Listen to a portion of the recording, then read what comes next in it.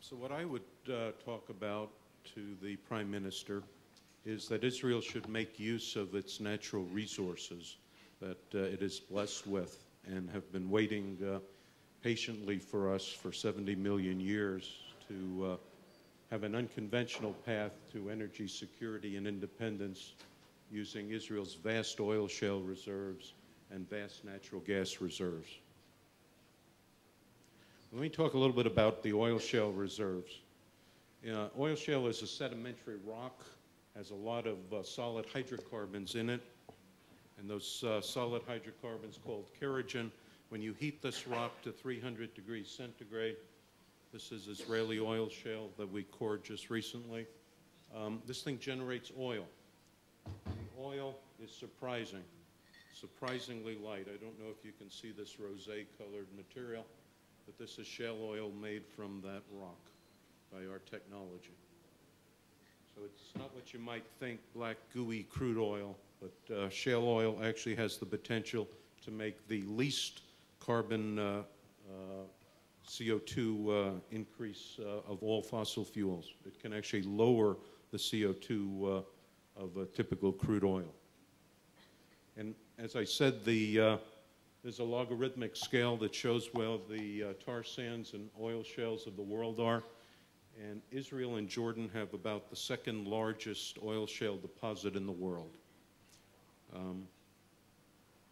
In Israel, the oil shale deposit is located in the Shvila Basin, deposited about 70 million years ago, and it has oil in place, conservative. There's a conservative estimate. 250 billion barrels of oil can be produced from the Shvila alone. And that's more than all the oil in Saudi Arabia. And my company, IEI, has a license in the Shvila, 238 square kilometers. And you can see that Israel is very well situated with respect to development of this oil shale. We've got 2 refineries, the ability to export both to Europe as well as to Asia via Eilat. And we're very close to Ashdod, and I'll talk about the significance of that in a minute. Here's the oil shale. It's a marine deposit, 300 meters thick, world class, equal to, maybe better than Colorado in the United States. And the process that Shell developed and which has been tested is basically shown here. We drill using normal oil field drilling, a 6-inch hole, horizontally, about 1 kilometer in length under the ground. You heat, and then the oil comes out of the Keren, and it's not just oil, it's oil and gas. 2/3 oil, 1/3 gas. And at those temperatures, it's all gas, and comes out the production wells, and it's condensed at the surface.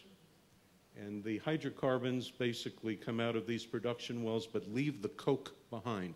So the reason we produce such a light product is because we've decarbonized the product by sequestering the carbon from the Keren in the pore space of the rock itself. What? 2 minutes. 2 minutes. Okay, so here are the various heaters that we've developed over the years. Electric heaters all the way to molten salt. And molten salt is particularly nice because you can use natural gas to heat it, and extremely efficient, over 80% energy efficient, and widely used in solar thermal arrays around the world. Now here's a demonstration we did in the tar sands of Canada. This technology works in every hydrocarbon resource, coal, heavy oils, tar sands. These are the heater wells you can see here. Very small surface footprint. But underneath the surface, the horizontal wells go out 1 kilometer. And you can see the type of oil that we make, over 100,000 barrels of light hydrocarbon just from heavy oil. Here's the Israeli shale oil, 33 degrees API.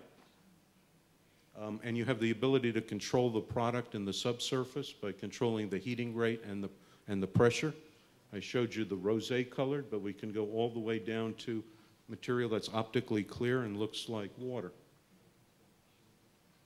Now, the energy in to energy out ratio is very important. Each unit of 1 energy in, you get 6 units of energy out.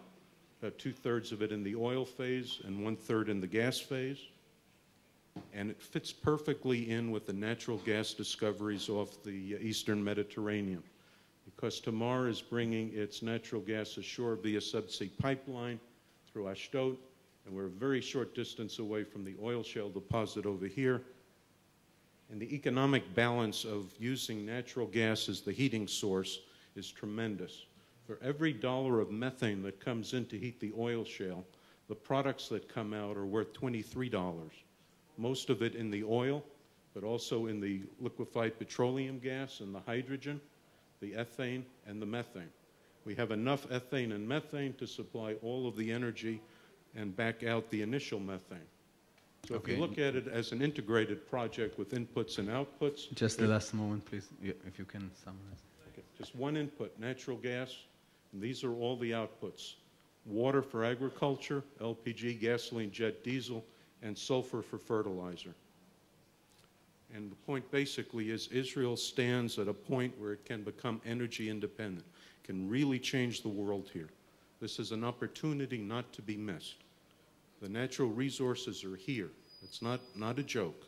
It's not a joke about Moses. We can do this. We have the skills, the technology, and we can do this. Thank you.